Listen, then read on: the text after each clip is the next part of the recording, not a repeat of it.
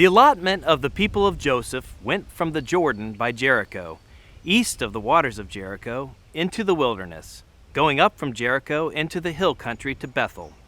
Then going from Bethel to Luz, it passes along to Adarah, the territory of the Archites. Then it goes down westward to the territory of the Japhletites as far as the territory of lower Beth-horon, then to Gezer, and it ends at the sea. The people of Joseph, Manasseh, and Ephraim received their inheritance. The territory of the people of Ephraim by their clans was as follows. The boundary of their inheritance on the east was Adaroth Adar, as far as upper Beth-horon, and the boundary goes from there to the sea.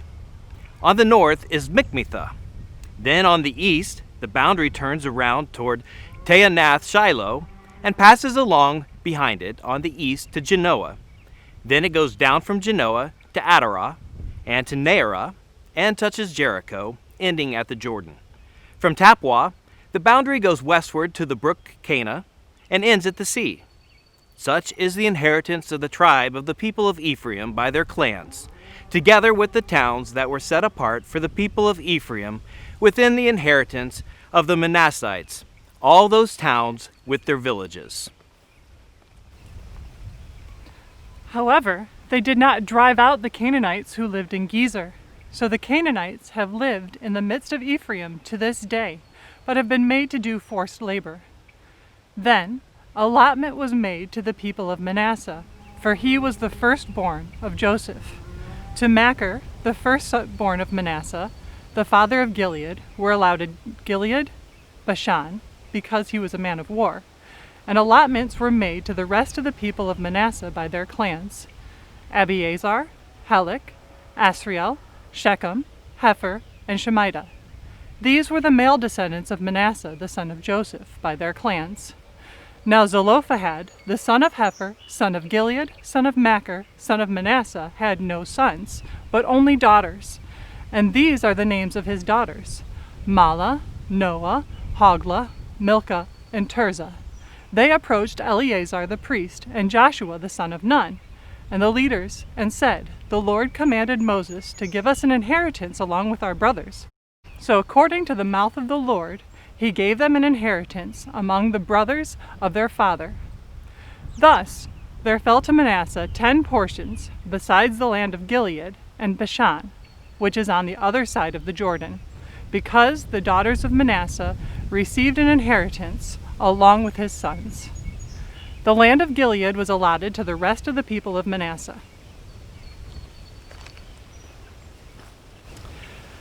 The territory of Manasseh reached from Asher to Mikmethath, which is east of Shechem. Then the boundary goes along southward to the inhabitants of En-Tappuah.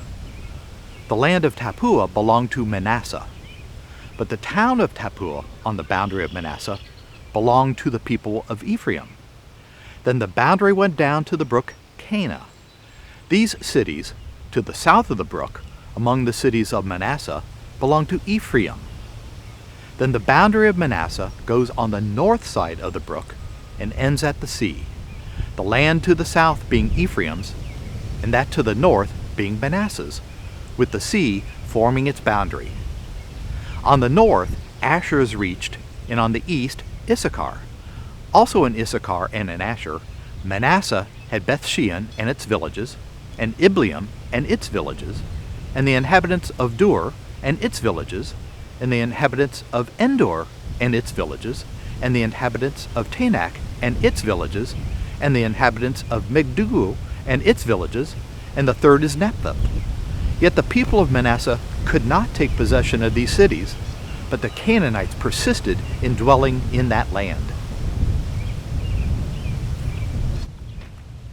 Now, when the people of Israel grew strong, they put the Canaanites to forced labor, but did not utterly drive them out. Then the people of Joseph spoke to Joshua, saying, "Why have you given me but one lot and one portion as an inheritance, although I am a numerous people, since all along the Lord has blessed me?" And Joshua said to them, "If you are a numerous people, go up by yourselves to the forest, and there clear ground for yourselves in the land of the Perizzites and the Rephaim. since the hill country of Ephraim is too narrow for you." And the people of Joseph said, "The hill country is not enough for us.